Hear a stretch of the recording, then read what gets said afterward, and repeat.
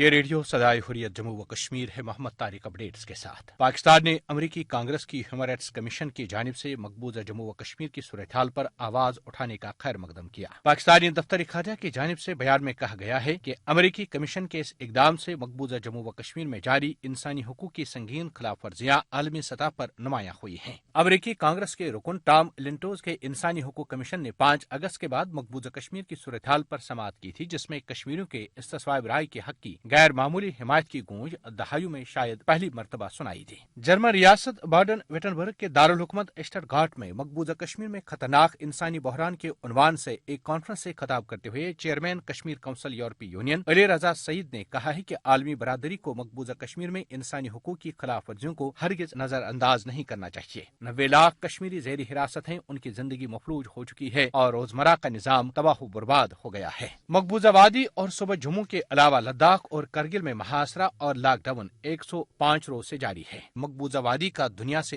تعلق تاحال منقطع ہے۔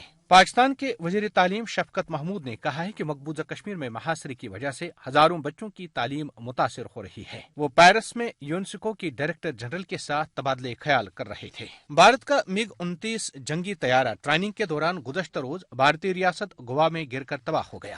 روسی ساخت کے MiG طیاروں کو اڑتے تابوت کا نام دیا جا چکا ہے۔ اپڈیٹس ختم ہوئے۔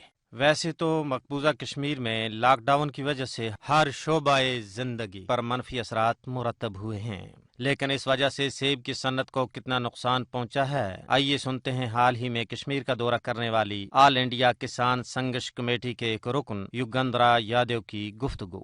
ایک طرح سے کشمیر کی ارتھ ویوستھا کی ریڑھ کی ہڈی جو تھی، سیب کا جو ادیوگ ہے وہاں کا، وہ ریڑھ کی ہڈی ٹوٹ گئی ہے۔